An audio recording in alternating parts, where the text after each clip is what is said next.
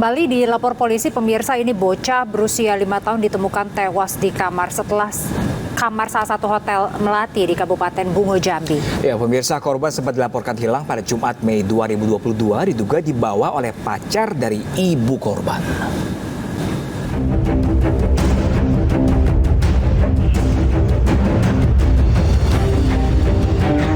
Penemuan jenazah dalam kamar salah satu hotel melati yang merupakan bocah yang masih berusia 5 tahun menggemparkan warga Kabupaten Bungo, Jambi. Korban ditemukan dalam kondisi tidak bernyawa oleh karyawan hotel dan langsung melaporkan kejadian tersebut kepada polisi. Sebelum ditemukan meninggal, korban sempat dilaporkan hilang oleh pihak keluarganya. Diduga korban dibawa kabur oleh pacar ibu korban dan dibunuh karena sakit hati. Pelaku berinisial A pun telah berhasil diamankan oleh tim petir Satreskrim Polres Bungo, Jambi dan masih menjalani pemeriksaan intensif oleh penyidik. Bahwa ditemukan seorang anak meninggal dunia dalam kamar. Dari kejadian tersebut, kita pastikan bahwa yang dilaporkan tadi malam hilang ditemukan dalam keadaan meninggal dunia. Jadi kita masih selidiki penyebab kematiannya, karena terakhir si anak ini pergi dengan seseorang yang diduga membawa harian tersebut. Jadi kita berikan informasi lagi ya. Sementara itu, jenazah korban masih dilakukan otopsi untuk mencari kebenaran penyebab kematian korban. Sedangkan pelaku masih dalam pemeriksaan di Polres Bungo. Dari Kabupaten Bungo, Budi Utomo, iNews melaporkan. Nah, pemirsa, ini untuk mengetahui perkembangan terkini terkait kasus pembunuhan anak berusia 5 tahun, kita sudah terhubung dengan Kapolres Bungo, ada Bapak AKBP Guntur Saputro. Halo, selamat pagi Pak Guntur. Selamat pagi, Mas Pram. Selamat pagi. Selamat pagi, Pak. Ya, selamat pagi, Pak. Pak, ini Pak, dari hasil autopsi Bapak, apa yang menjadi penyebab utama kematian korban, Bapak? Baik, kami sampaikan dari hasil otopsi terhadap jenazah korban, seorang anak yang ditemukan di Hotel Ibunda pada Sabtu pagi hari. Ini kita temukan bekas luka cekikan pada leher, kemudian lebam mayat. Dan di TKP kita juga temukan kondisi korban dalam keadaan tengah tertidur, terlentang, kemudian di samping kanan kirinya ada beberapa bantal yang memungkinkan korban ini meninggal karena adanya cekikan pada leher tersebut yang mengakibatkan hilangnya nyawa anak tersebut. Dari keterangan ini sinkron dengan keterangan terduga pelaku yang sudah diamankan, di mana pelaku melakukan pembunuhan ataupun menghilangkan nyawa anak ini dengan cara mencekik, kemudian untuk menghilangkan suaranya dia memakai bantal di sekitarnya, kemudian setelah meronta anak itu kemudian memastikan melalui detak jantung serta napasnya, setelah dipastikan tidak ada, baru si terduga pelaku itu juga berupaya Pak untuk mencoba membunuh diri sebenarnya. Baik. Dia sudah menyiapkan. Ya, Pak Guntur, ini miris sekali ya, karena korban ini kan masih berusia 5 tahun begitu, Pak Guntur. Lalu apa motif dan pemicu pelaku ini untuk membunuh korban, Pak? Baik, motif atau pemicunya yang diawali dari bahwa antara pelaku atau terduga tersangka ini memiliki hubungan asmara dengan ibu korban, di mana sudah menjalin hubungan ini selama 3 bulan. Namun selama menjalin hubungan ini mereka berinteraksi dan memiliki hubungan yang sangat baik, termasuk pelaku sendiri dengan korban sudah menyayangi anak ini dengan sepenuh hati. Namun ketika pelaku mengungkapkan rasa isi hatinya untuk menikahi ibu korban, ditolak dengan alasan bahwa salah satunya ibu korban ini memiliki hubungan dengan lelaki lain.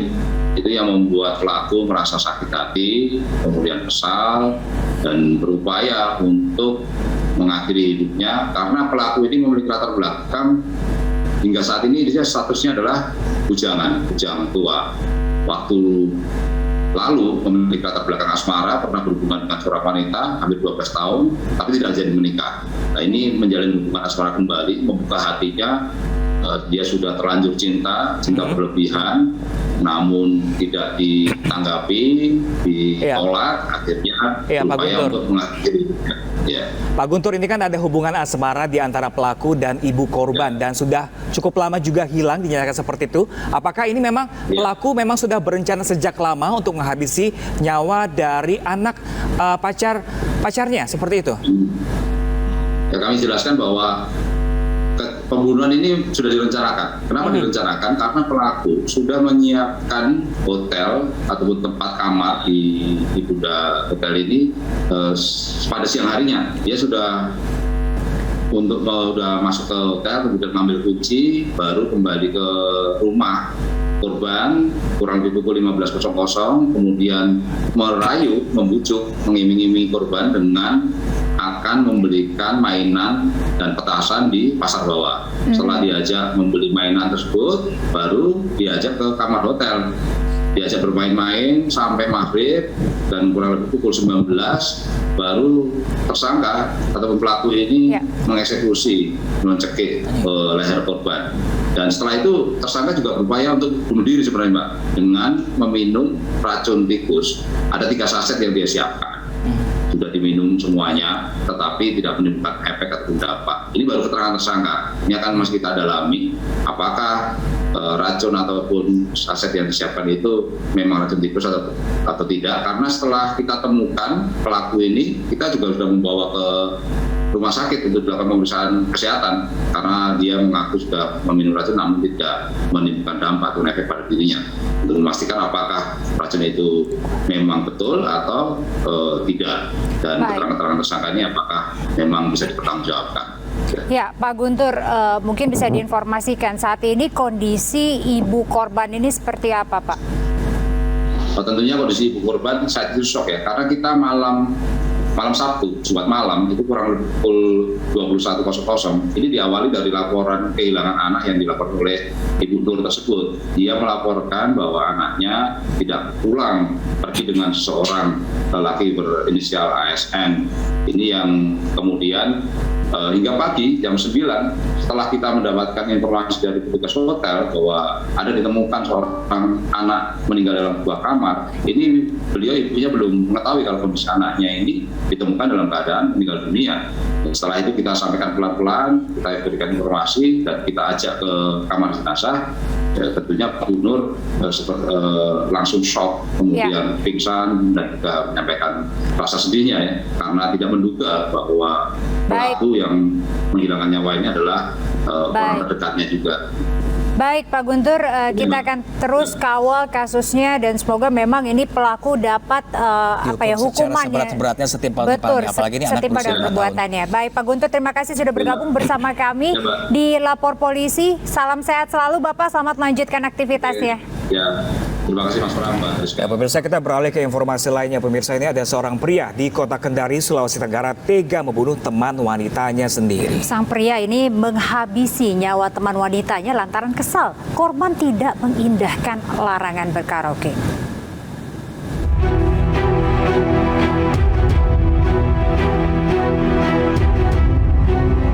LS 33 tahun warga Kota Kendari, Sulawesi Tenggara membunuh teman wanitanya HKL 39 tahun dengan menggunakan pisau dapur. Tersangka mengaku awalnya telah memberitahu korban untuk berhenti berkaraoke di waktu subuh karena mengganggu tetangga sekitar. Namun korban tak menghiraukan ucapan pelaku dan terus berkaraoke dan membuat pelaku geram. Korban yang tertusuk sempat dilarikan ke rumah sakit daerah Kota Kendari. Namun sayang nyawa korban tak dapat diselamatkan akibat kehilangan banyak darah. Pelaku ini masuk ke dapur mengambil pisau dapur, tanpa bertanya langsung menikam pinggang sebelah kiri korban. Kemudian berlari menghilangkan diri dengan menggunakan sepeda motor, dan korban ini mencabut sendiri pisau yang berada di pinggangnya dan kemudian oleh warga dibawa ke rumah sakit, namun sebelum sampai rumah sakit telah meninggal dunia. Saat ini pelaku tengah menjalani pemeriksaan oleh penyidik Polresta Kendari. Untuk mempertanggungjawabkan perbuatannya, pelaku dijerat pasal 338 KUHP dengan ancaman 15 tahun penjara. Dari Kota Kendari, Sulawesi Tenggara, Febrio Tameng, iNews melaporkan. Kita balik ke informasi lainnya, pemirsa, sebuah pabrik karpet di Jalan Adi Sucipto, Tangerang, Banten ini terbakar pada Sabtu malam. Ya pemirsa, ini api cepat membesar lantaran banyaknya bahan yang mudah terbakar.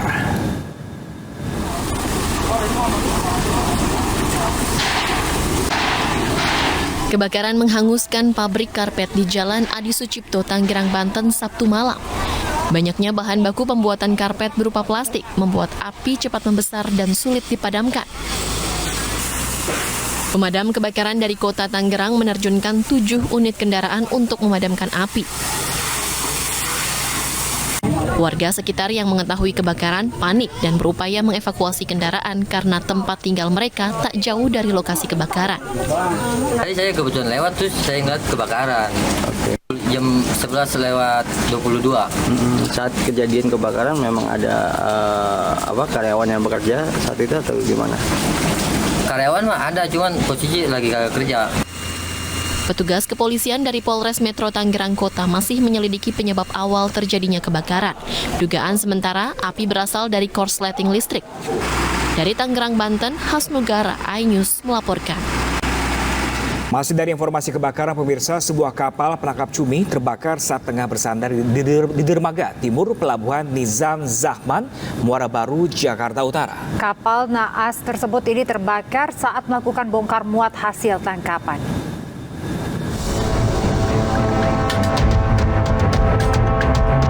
Kobaran api membakar bagian belakang kapal motor Jaya Sempurna di dermaga timur Pelabuhan Nizam Zahman, Muara Baru, Jakarta Utara, Minggu dini hari. Dengan cepat, api membesar dan menyambar ke sisi lain hingga membesar dan sulit dipadamkan. Kapal yang tengah bersandar ini terbakar saat sedang melakukan bongkar muat hasil tangkapan berupa cumi. Api berhasil padam setelah 6 mobil pemadam kebakaran dikerahkan ke lokasi. Api sudah terlihat lumayan besar, namun dengan kerjasama antara damkar dan stakeholder yang lain, kita berhasil melakukan pemadaman dengan 2 metode, yaitu pemadaman melalui darat dan melalui laut. Diduga kebakaran terjadi akibat korsleting listrik di bagian genset. Tak ada korban jiwa dalam peristiwa ini, sementara kerugian ditaksir mencapai ratusan juta rupiah. Dari Jakarta, Rani Sanjaya, iNews melaporkan. Masih informasi terkait kebakaran, pemirsa, ini kebakaran menghanguskan 8 rumah di Mandailing, Natal, Sumatera Utara. Nah, pemirsa, saat kebakaran terjadi, warga tidak sempat menyelamatkan harta benda mereka.